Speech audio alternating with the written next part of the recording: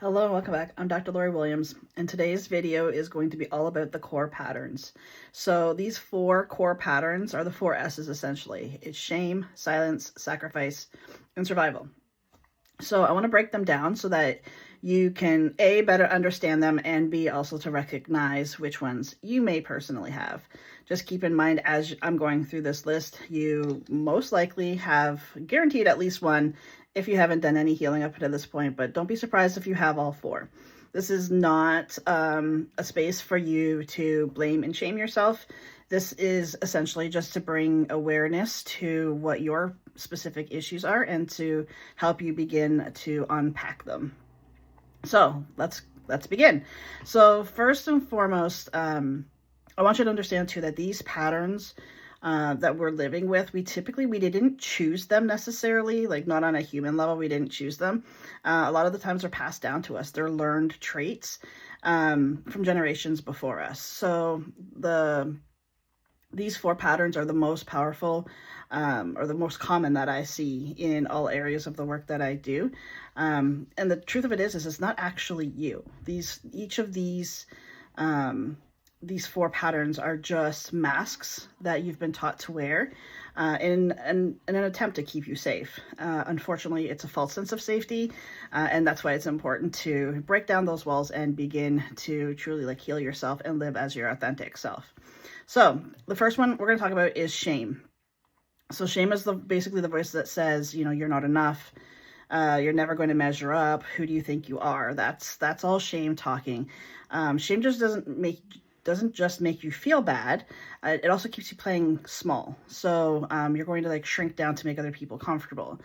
It keeps you from speaking up and from trying new things, for fear of failure, and from letting yourself be seen or heard.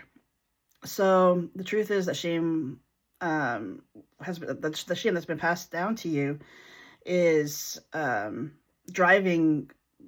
essentially driving every part of you. You're always going to question your self-worth as long as you're carrying this core wound of shame. So to be able to shift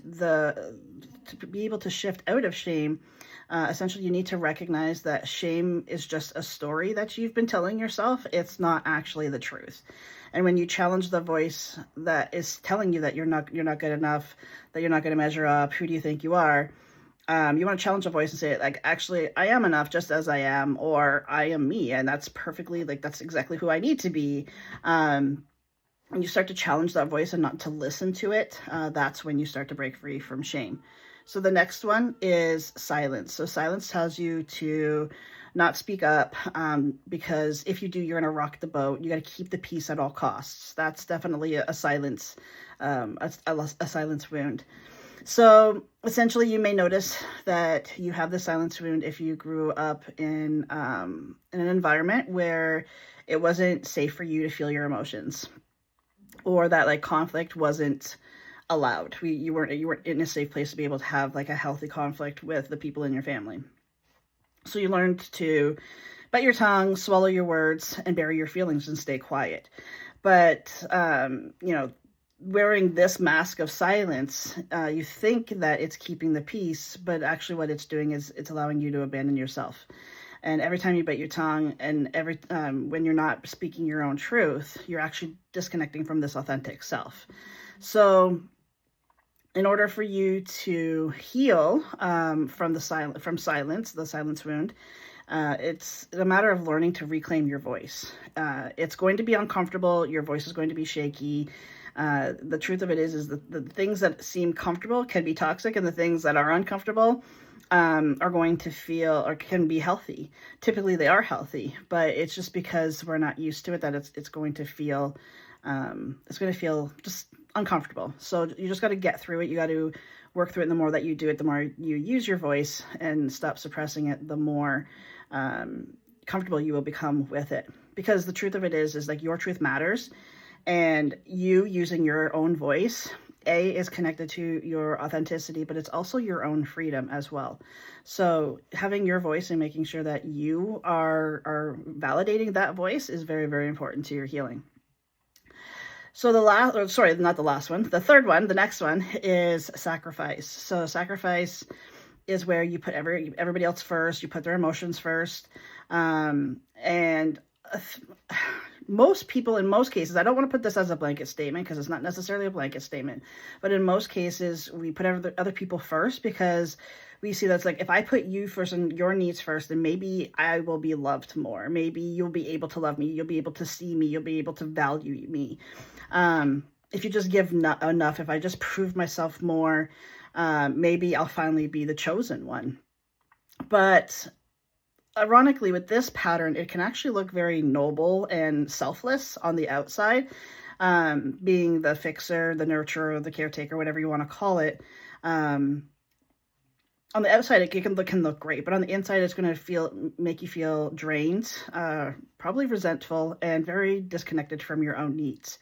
And because of this disconnection from your own needs, this is why it's a wound. It's a pattern that needs to be broken. So the lie of sacrifice is that love has to be earned through abandoning yourself and your own needs. But real love doesn't ask you to shrink. Real unconditional love is not going to ask you to change your authentic self. So real love, it meets you in your fullness, in your authenticity. It actually requires you to be authentic in order to have that real unconditional love.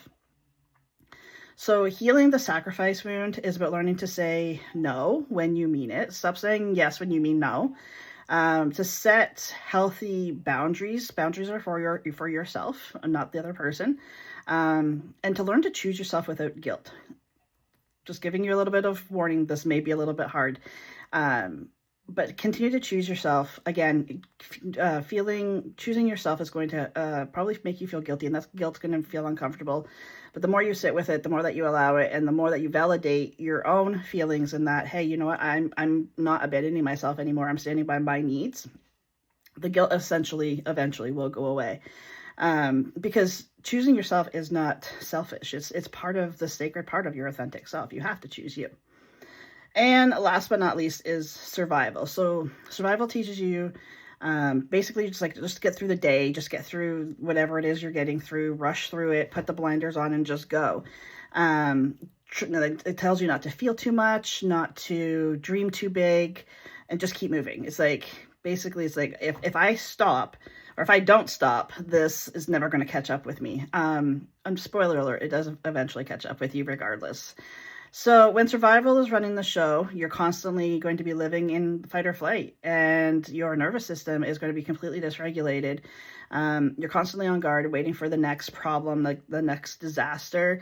You can't be settled because you're just waiting for the next thing to go wrong. So this costs you your joy, your happiness, creativity. Survival actually robs you of the ability to fully live because you're always like bracing yourself for the impact of the next thing to just fall apart. So healing survival means shifting from survival mode into creation mode. Ask yourself, what do I want to build?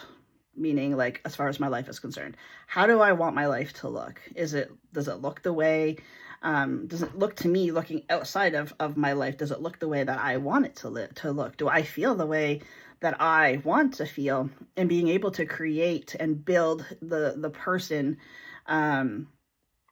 that your authentic self, essentially. Ironically, to build your authentic self, you need to deconstruct all the parts of you that aren't authentic. And that's the whole point of recognizing these 4 patterns. So when you ask yourself, like, what do I want my life to look like? Like, if I'm just actually living, if I'm truly living my life and not just trying to get through the next day, or just trying to get through that day to the next, or to the Friday, or to Monday, or whatever the day is that you're trying to get to, what would your life look like? What would it feel like to you? Feeling is a big part of it. And then questioning, like, does your outside reality actually reflect that? And if it doesn't, you can start to make those changes that do align with the life that you're trying to create and build, rather than just settling for the one that you're living based on your 4 wounds. So these 4 patterns, the shame, silence, sacrifice, and survival, they're not who you are. They're just what you've been carrying. When you heal them, it allows you to strip those parts that are attached to you away from you, to allow you to step more into your true and authentic self. As your authentic self, you're already whole. You're not trying to find yourself. You're not trying to create yourself. You already are whole. And helping yourself to get through healing these 4 wounds is definitely going to allow you to remember who you've always been and who you're meant to be in this world.